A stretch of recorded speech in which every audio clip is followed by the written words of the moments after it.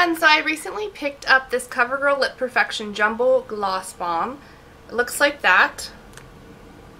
And I found a lot of similarities between this and the Revlon Just Bitten Kissable. Not only in appearance, but in the way they function. So I thought I'd do a quick little comparison of the two in case you were curious. Okay, one thing to note before I start this comparison, there is one main difference, and that is that the Revlon Just Bitten Kissable also claims to be a stain balm, whereas the CoverGirl does not. However, you'll see later on in this video why I still decided to compare the two of them, but I just wanted to put that out there right off the bat. Okay, to start off with cost, CoverGirl retails for $6.99, whereas the Revlon Just Bitten Kissables retails for $7.49, and these are prices in the US if you're wondering. Okay, as for packaging, they are quite similar. I'll hold them up side by side. We've got CoverGirl over here and Revlon over here. They both have the silver bottoms. They're both crayon type products. The CoverGirl, where are we here, is slightly shorter than the Revlon, but they're the same diameter. They both come with lids like so. The Revlon ones, the entire length of the crayon is the color that the product is going to be, whereas the CoverGirl one, it's just the lid itself.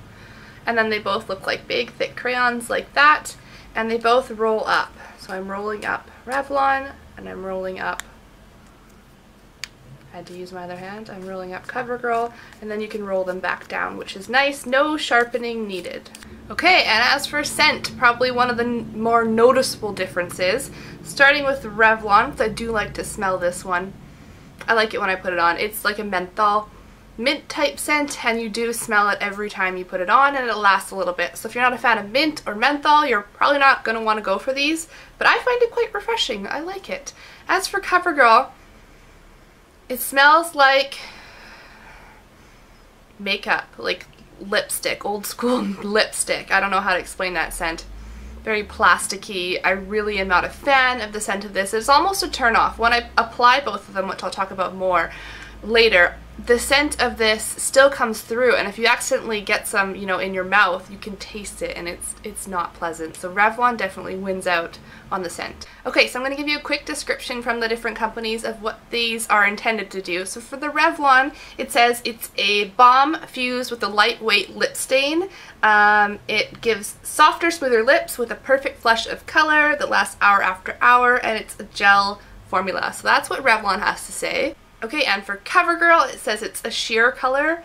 It's fortified with shea and mango butters, as for the Gloss Balm. And it's a soft shine without a sticky feeling. Now for range of colors, the Revlon Just Bitten Kissables comes in 12 colors currently, and the CoverGirl comes in 16. However, both lines seem to have a very wide variety of colors, so you can usually find what color it is that you're looking for. Okay, and now I've swatched both of them for you on my hand. Obviously, this is not a color comparison. This is a product comparison. So the Revlon's on the bottom, down here, and the CoverGirl is on top. And as you can see, they're both super glossy. I'll get it nice and close. One thing I will say while swatching them, the Revlon seems a lot more opaque. I need less product to make the color appear thicker, whereas CoverGirl, I had to swatch it quite a few more times to make the color comparable. So it's definitely, CoverGirl's more sheer than the Revlon. Okay, I'm going to apply it to my lips so you can see how it applies. I don't have anything on my lips right now. I'm going to start with the Revlon.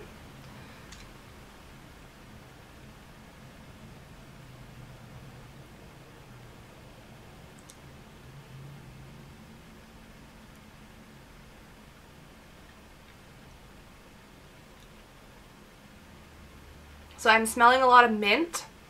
It doesn't really seem to have a taste to it at all, which is good. I don't have to do too many coats. One thing, I'm going to zoom out. One thing I will note with this particular color of Revlon Just Bitten Kissable is that it's a nude color, as you can see, and it goes on nude at first, but it starts to change. And I don't know if all the colors do that, but it's already starting to do it. It starts to go pink on me, like quite a baby pink, so I'm not sure what the deal is about that. I like the baby pink that it turns into, but if all the colors end up doing it, then that would not be a win. So, but that's what it looks like. Good smell, no taste at all.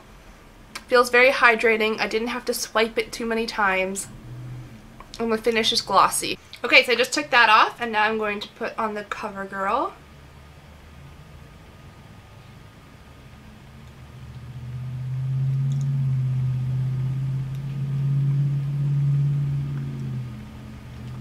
So as you can see, you can still see a lot of my lip color throughout.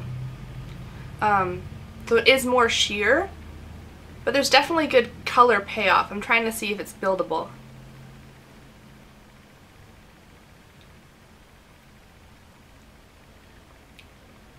Yeah, it appears to be pretty buildable. Yeah, as I'm applying more, the color is intensifying and getting darker. It has the same glossy finish, as you can see.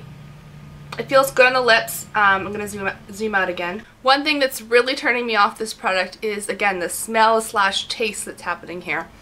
It's very like Barbie makeup or like kid makeup, that intense plasticky smell to it, so I'm not a fan of it. As soon as I bought this, I was disappointed because that's the smell taste that I got, and I don't want that on my lips. Although I think the color is really pretty, it's not something I've been picking up very often just because I don't want that on my lips. Alright, and finally for longevity.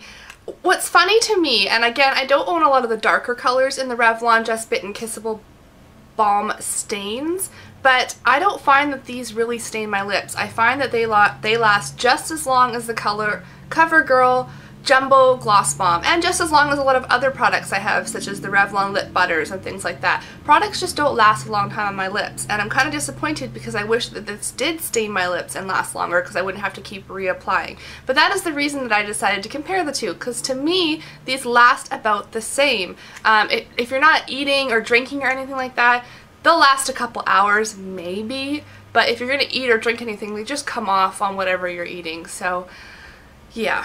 I hope you enjoyed my review. If you have any other questions, feel free to leave a comment down below. I do use these products, but not as frequently as other products, lip products that I like. The whole jumbo crayon thing, I just haven't found one that I've fallen in love with yet or have decided to use more than other lip products that I have. But I thought I'd put out a comparison because I find these products very similar in case you guys are interested. So thank you so much for watching. Bye!